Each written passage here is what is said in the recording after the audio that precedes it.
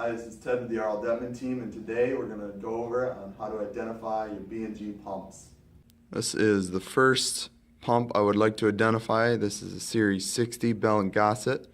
I'm going to show you the 3 tags and the casting number. These are all the most important pieces of information. If you can get all of these, we'll definitely be able to identify your pump.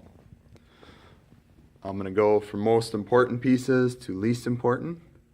So first, if you get this information, this would be the best information to find on this pump.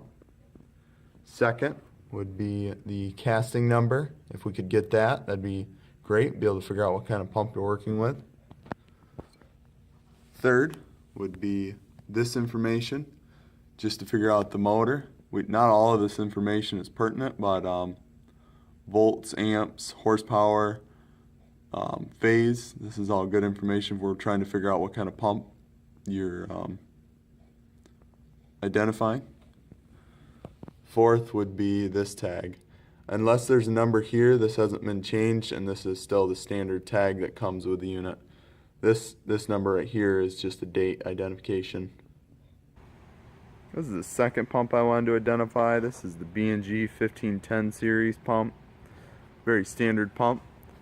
This is a base mounted, and the base mounted pump is another way to identify your pump when you're describing them to R.L. Deppmann when you're trying to find parts or get it sized or whatever else you're trying to do. But let's go over the tags. First tag, most important tag, just like the other inline pump. This is the information we really want, but if you can't get this information, then motor information is a great thing to have. Amps, volts, phase. Not all of it is useful, but the more the merrier. Another tag. This is good information to know if any of these are filled out, but this is just a standard one, so if we get this other information, we should be able to figure out what this is. That's just the dating system. Also, whenever you call in to have this information, on the discharge side of the pump, there's going to be a P number.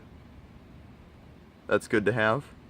That's another way we can identify the pump. These are the tags I wanted to go over specifically on both of these pumps. On the left, I have the 60 series inline pump, and on the right, the 1510 base mount pump.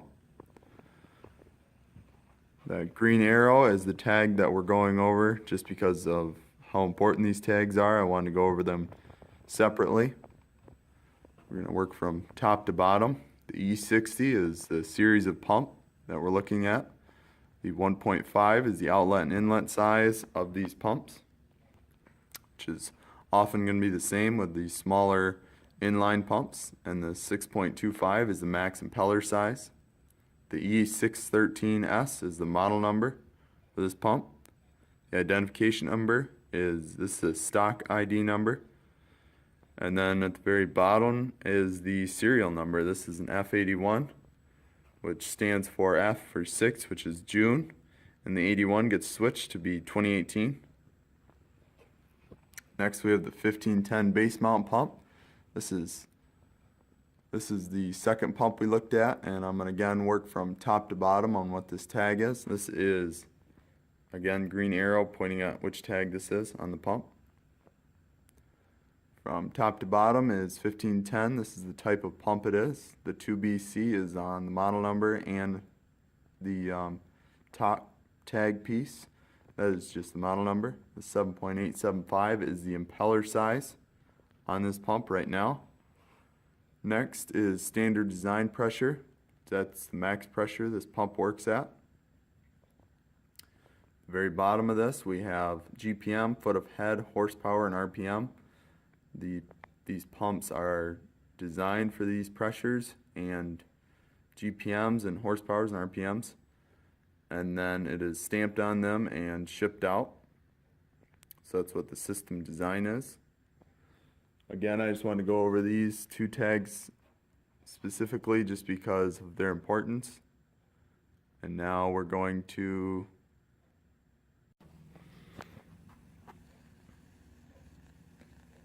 If you are still trying to identify your pumps and you cannot find any information on them, tags or other numbers, There are other alternatives to identify your pumps. First difference between these pumps is this is a different kind of flange. You can see it's oblong with 2 bolts. Different than this circular one with 4 bolts. There's color differences like this one right here. See, it's goldish, and that means that it is a brass pump. You can see these have bearing assemblies if you look in these slots. These 2 pumps, which these do not.